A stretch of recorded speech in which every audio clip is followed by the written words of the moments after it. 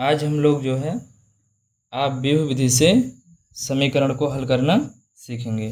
ठीक है, ये मेरे पास एक समीकरण लिखा हुआ है 2x प्लस जेड बराबर 1, x minus 2y minus 3z बराबर 1, 3x plus 2y plus 4z बराबर 5।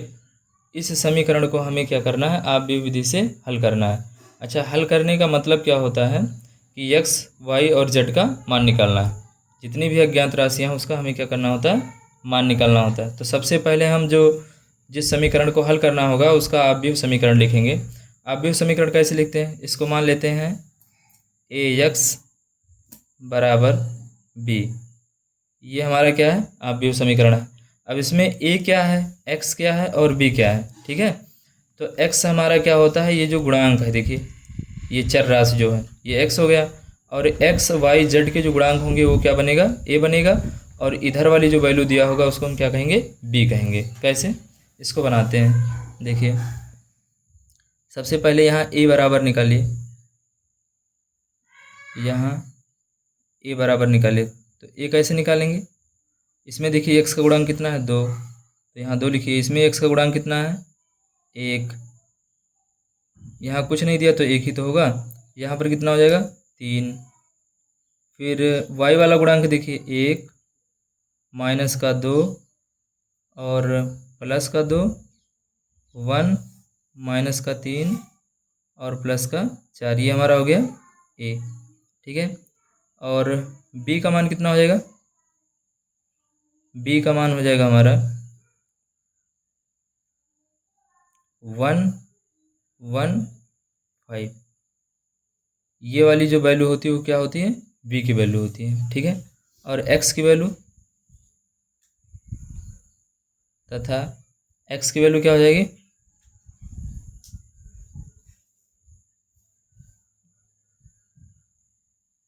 x की वैल्यू निकालिए। ये है x, y और z। ठीक है, तो सबसे पहले हमें क्या निकालना है, जैसे अगर यहाँ से हमें x की वैल्यू निकालनी है, यही तो निकालना है हमें, तो यहाँ हो जाएगा x बराबर a इनवर्स b। अगर हमें x की वैल्यू निकालना है तो a को हमें उस साइड ले जाएंगे, तो ये हो जाएगा x बराबर a इनवर्स b। इसका मतलब ये हो गया कि हमें a इनवर्स निकालना है। और a इनवर्स हम लोग कैसे निकालेंगे, a इनवर्स ऐसे निकालेंगे। a इनवर्स बराबर होगा हमारा, a इनवर्स कैसे निकालते हैं, ये होता है 1 अपॉन डिटर्मिनेंट ऑफ a और फिर एडजॉइंट ऑफ a।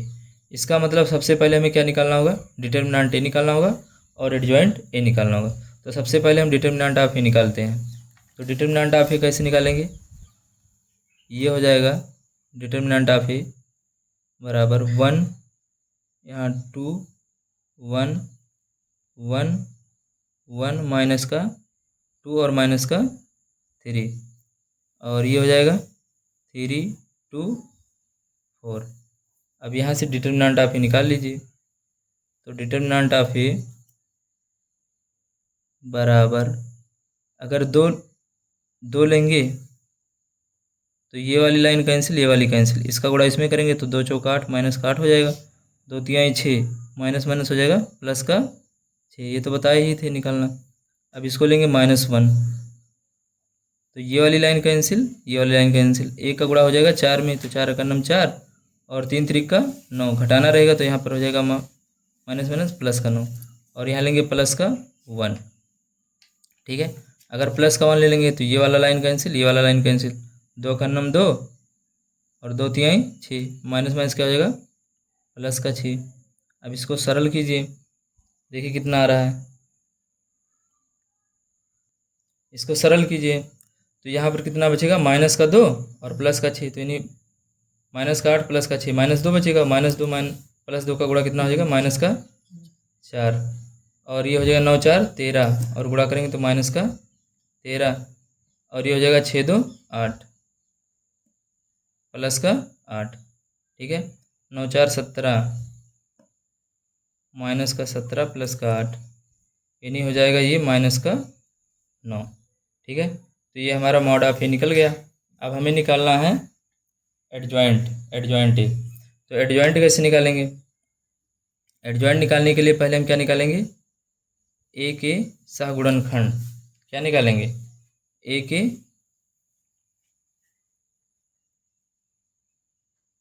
सहगुणनखंड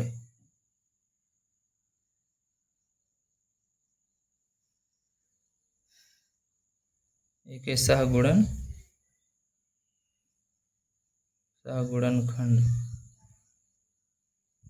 ए के सहगुणनखंड निकालिए। कैसे निकालेंगे ए के सहगुणनखंड?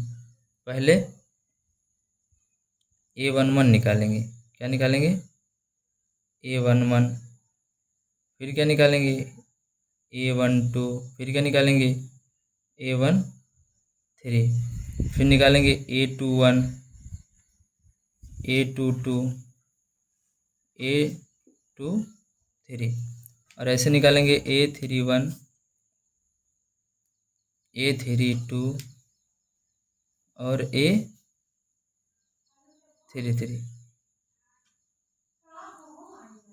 ये चीज़ हमें निकालना है। ठीक है, देखिए कैसे निकालेंगे इसको। पहले आप भी यहाँ लिख दें ताकि आपको दिखाई दे। कितना था अभी?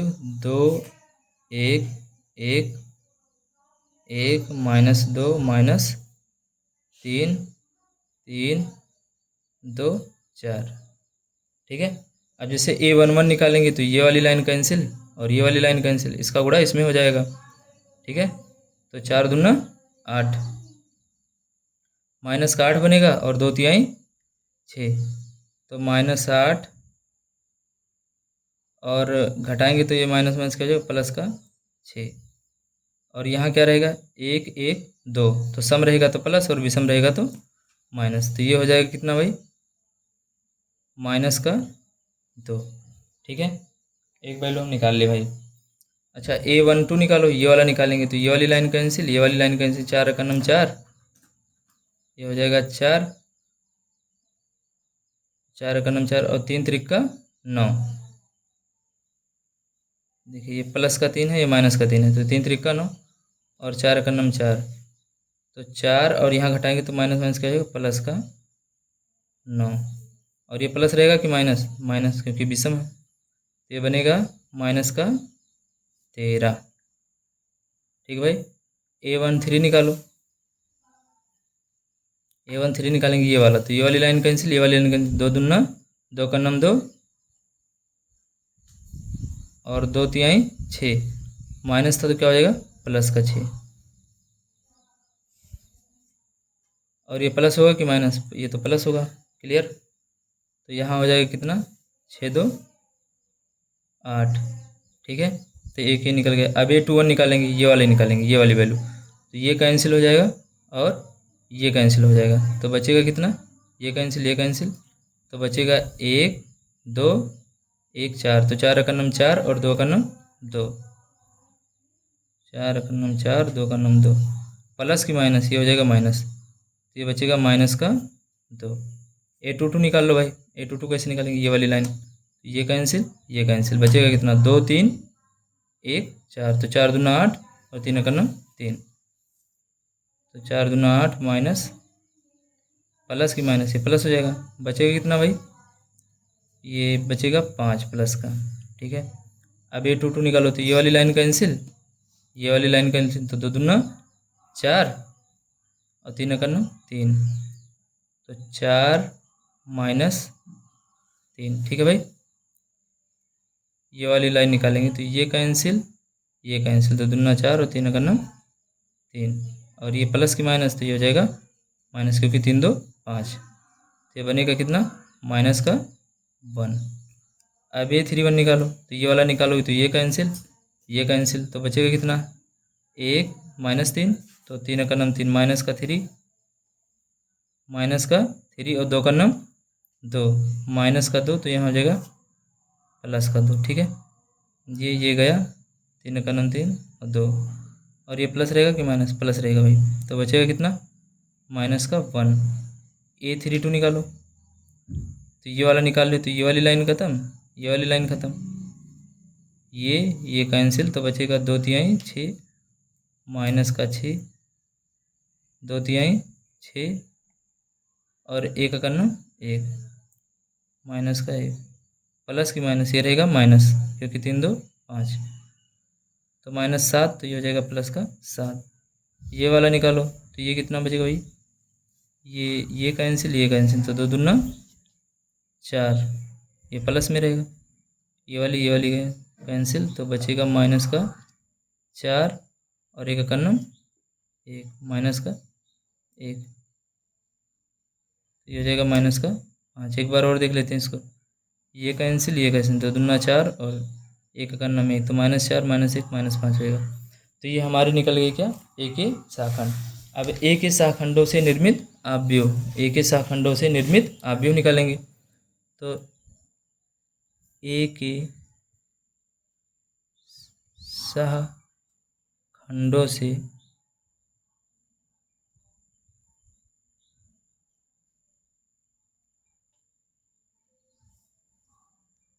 निर्मित आव्यूह,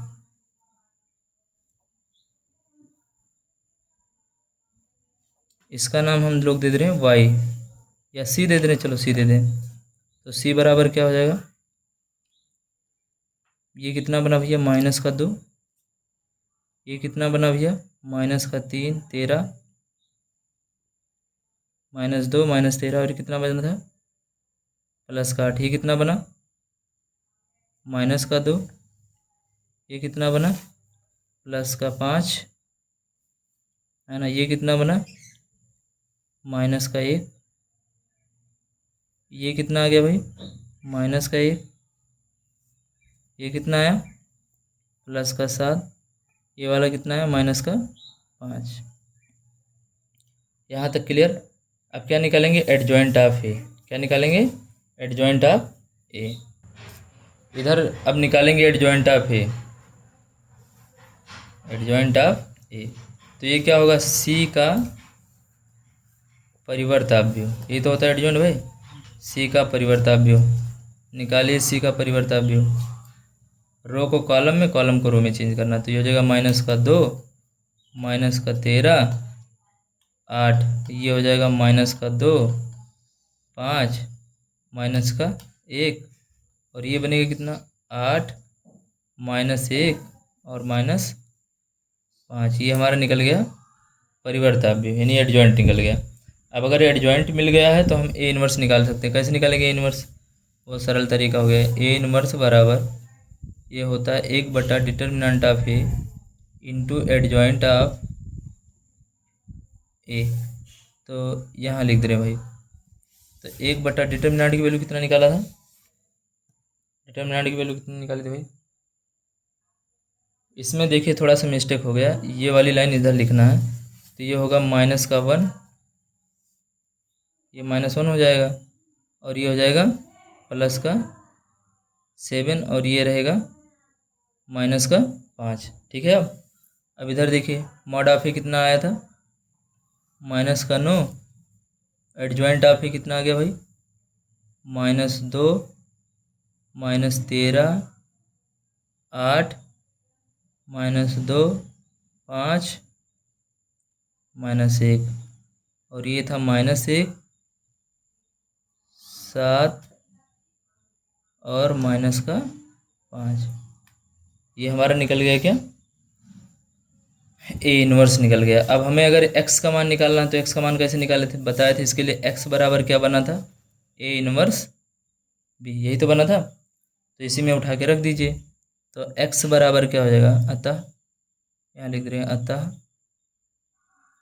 x बराबर ए इनवर्स, तो यानी 1/-9, और ए इनवर्स की जगह पर लिखेंगे क्या, आव्यूह ऑफ, ये आव्यूह बना दीजिए इसको, -2 -13 8 -2 5 -1 -1 7 -5, और इसमें गुणा करेंगे, किससे गुणा करना है भाई, बी से, और बी का मान कितना था हमारा 1 1 5, बी का मान यही था हमारा, ठीक है। अब हम इसमें गुणा करके जोड़ देंगे, तो 1 का गुणा पहले इसमें करो, तो कितना बन जाएगा भाई 1/-9, गुणा करके जोड़ना भाई, 1 का गुणा इसमें करोगे तो हो जाएगा -2 -13 और +8।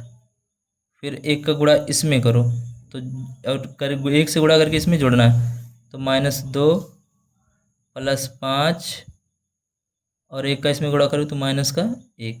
अब 5 का गुणा इसमें करो तो 5 का नम 5 -5 हो जाएगा।